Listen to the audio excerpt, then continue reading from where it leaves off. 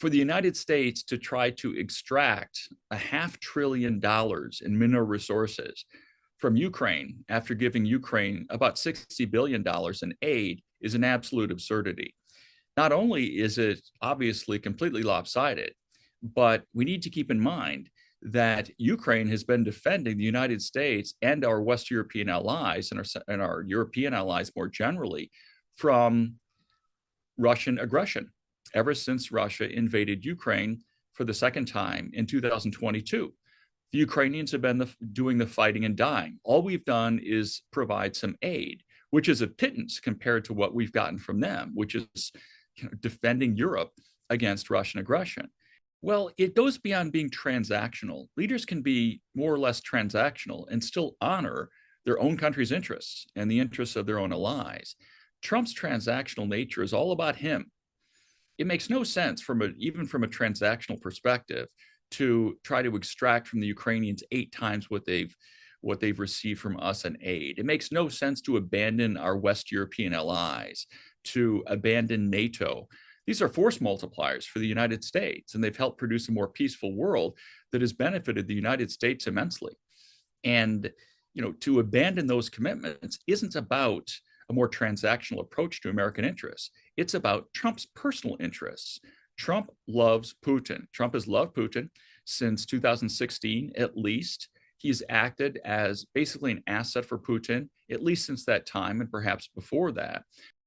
They owe Ukraine. We all owe Ukraine for doing that for us. And Europe needs to step up now and help replace the aid that will no longer be forthcoming from the United States now that Trump is in office. And I think European leaders understand this. I can't imagine the French president or the incoming or sitting German chancellor or the prime minister of Britain, for example, demanding Ukraine's natural resources in exchange for aid. They know perfectly well that Ukraine is defending them, and they know that the Western alliance, including Ukraine, would actually be a benefit to them as well.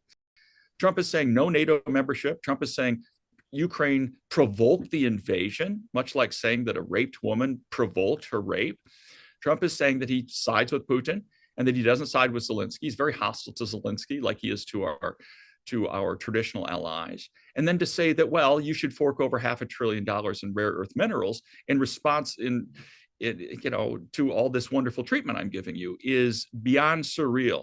And it's just the kind of thing we can expect from Trump. I can't imagine West European leaders engaging in this kind of nonsense. And this is an Orwellian world. Black is white, up is down. Putin is a legitimate leader. Zelensky is a dictator, obviously exactly the opposite of reality.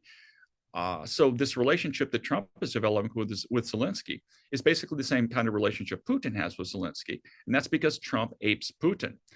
It is as if it's 1941, middle of 1941.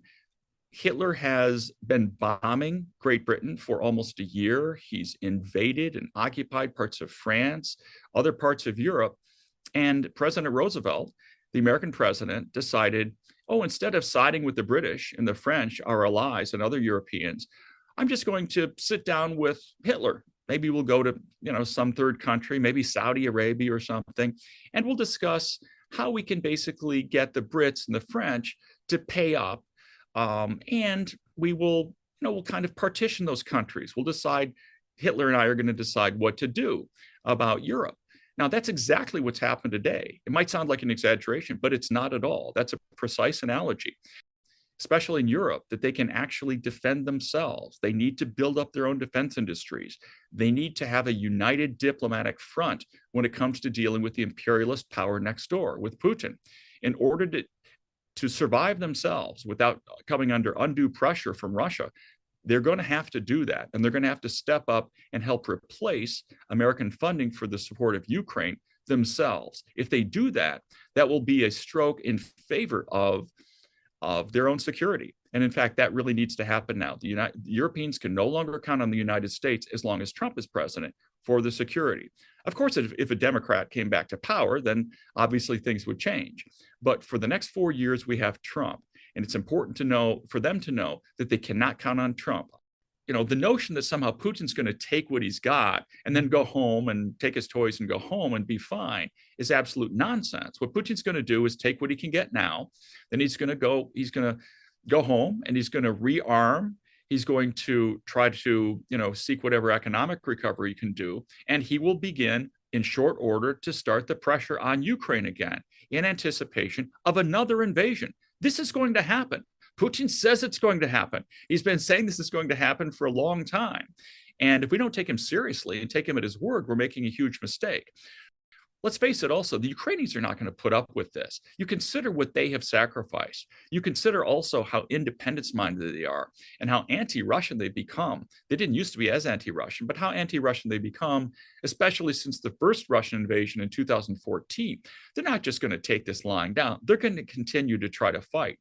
And the Europeans need to help them.